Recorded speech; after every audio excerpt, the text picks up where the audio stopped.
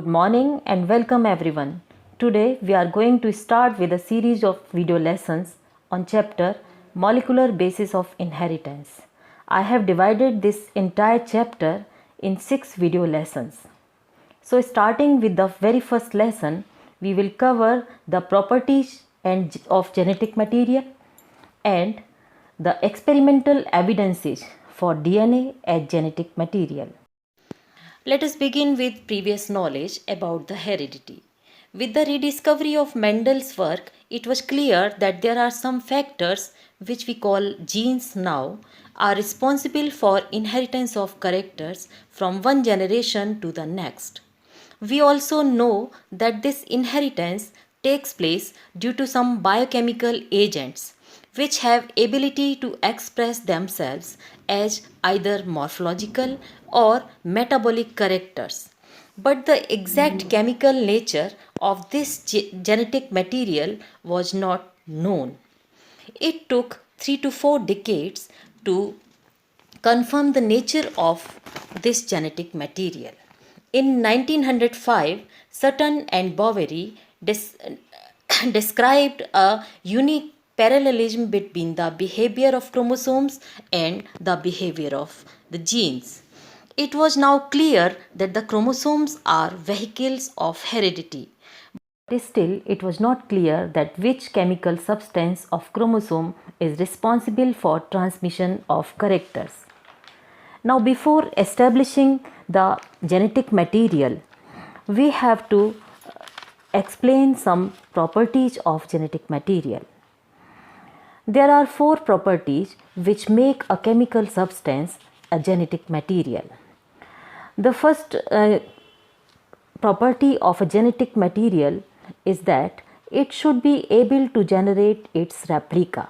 That is, it must be replicable. This property is necessary for a genetic material because it has to multiply before it is transmitted into the progeny as equal halves. The second property of a genetic material is that it should be chemically and structurally be stable, because in the process of its transmission it has to undergo a complicated process. The third property of genetic material is that it should provide the scope for slow changes which are heritable. We can say them mutation. So we can understand that the genetic material should be mutable. This is necessary because it can provide the chances of variation, and the variations are the basis of evolution. The fourth and the last property of a genetic material is that it should be able to express itself in the form of Mendelian characters. That is, it should express itself as some morphological or some metabolic characters, as it is responsible for defining the morphology and metabolism of an organism. Before reaching on any conclusion, we should evaluate the 3 biomolecules on criteria of being genetic material. These 3 biomolecules are DNA, RNA and proteins. So, we should evaluate these 3 biomolecules on the 4 properties of genetic material. As far as replication is considered, so DNA and RNA both can replicate themselves, but the proteins cannot replicate themselves. On the basis of stability, we can say that both DNA and RNA are more stable than the proteins, but DNA is even more stable than the RNA. So, on the basis of stability, we can say that DNA is the most suitable genetic material. As far as mutation is considered, so DNA and RNA both can be mutated, but the proteins cannot be mutated. On the basis of expression, we can say that DNA and RNA both can express themselves as proteins, but the proteins have not such quality. RNA is even more expressible because it needs only proteins to be synthesized for the expression. DNA can also replicate itself via RNA. So on the basis of these properties, we can conclude that both the DNA and RNA can behave as genetic material, but DNA is more suitable than RNA because of its more stability and less mutability. Now we can compare DNA and RNA as genetic material. First of all, we know both DNA and RNA share the properties of replication, mutation, and expression in terms of proteins. RNA is more suitable because it can directly code for the proteins and can express itself in the form of proteins, and DNA is dependent on RNA for protein synthesis. But RNA is less stable than DNA. It is because of two factors. Number one, DNA is double stranded, and number two, the ribose sugar which is present in RNA has one more hydroxyl group, and the hydroxyl group, as you know, is more active than the deoxyribose sugar.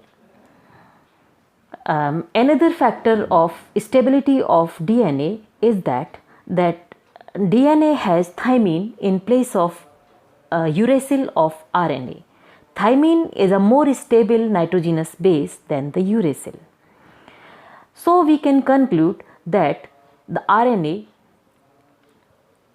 is less stable because the rate of mutation in RNA is also higher than the DNA. So RNA is therefore the primitive genetic material found in some viruses, and in the due course of evolution, DNA replaced the RNA as the genetic material in the higher organisms. Let us consider some experimental evidences for DNA as genetic material. The first indirect experimental evidence came from Frederick Griffith's experiment. Griffith experimented upon a bacterium, Pneumococcus. He took 2 strains of this bacterium for injecting the mice. The first strain was the R strain or the rough strain, which was non-virulent. The bacterium lacked a capsule, which makes the surface of this bacterial colony is rough. On the other hand, the other strain or S strain was having a capsule over its cells, and the colonies appeared to be smooth strain was virulent and caused disease and death to the mice.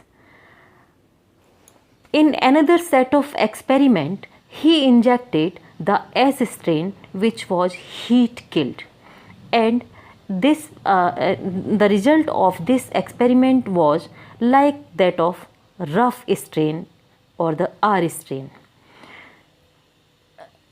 In another set of experiments, he used living rough strain cells along with heat killed smooth strain extract, and surprisingly he found the result as that found with the S strain, that is, the mice was infected and died.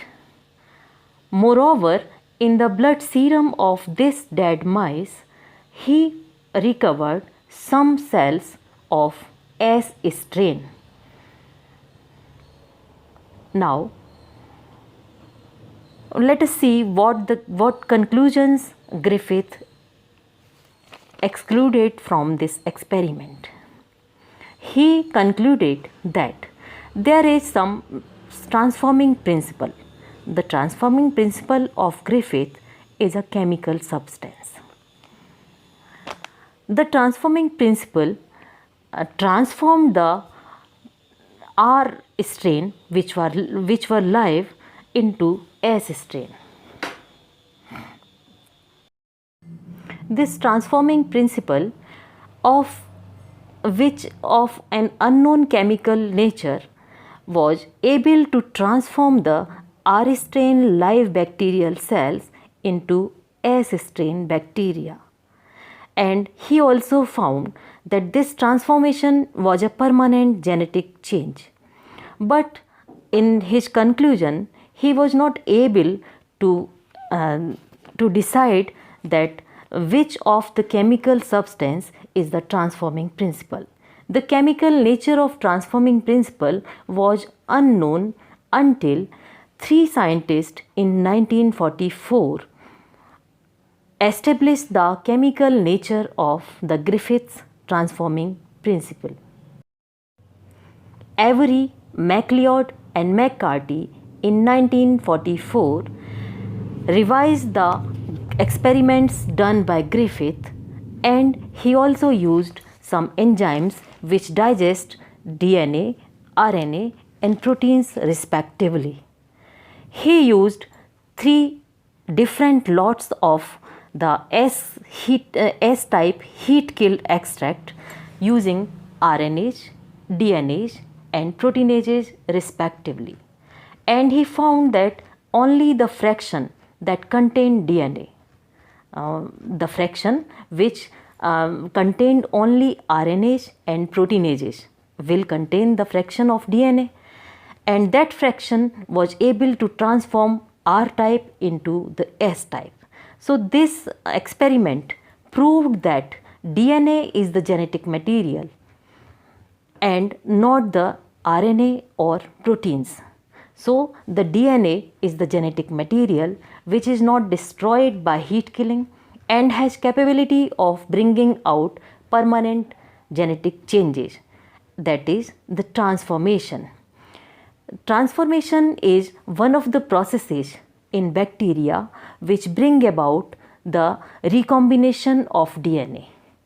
Bacteria are the prokaryotic cells which undergo only asexual reproduction, but even though they have some scope for genetic changes, that is genetic variation. The three processes by which the genetic changes are brought about in prokaryotic cells are transformation, transduction and conjugation. These three processes approach the sexual reproduction where recombination takes place due to fusion of the gametes. A sort of direct evidence from experiments came from the experiment done by Hershey and Kaj. They experimented upon the virus which infects bacteria. This virus is called bacteriophage virus. The virus contains only DNA and protein as their components. They radio-labeled two lots of bacteriophage viruses. One lot was radio-labeled by radioactive phosphorus and the another lot was radio-labeled by radioactive sulfur. The two lots were allowed to infect the bacteria. As you know that DNA contains phosphorus and the proteins contain sulfur. So in the lot where radio-labeled sulfur was used, protein was radio-labeled, and in the another lot where radioactive phosphorus was used, only the DNA became radio-labeled. After one generation of infection, the bacterial culture was blended by using a blender. This experiment is also known as Blender's experiment on the basis of this use of blender. and by blending these bacterial colony, they separated the two fractions. One was supernatant and the other was the component which contained the bacterial cells. The supernatant fraction was separated from the bacterial cell after the infection when the DNA got entry into the bacterial cell and the protein fraction was remained outside. So, we can say that in the supernatant portion only we can find the protein fraction, and in the bacterial cells we shall have the DNA of the virus.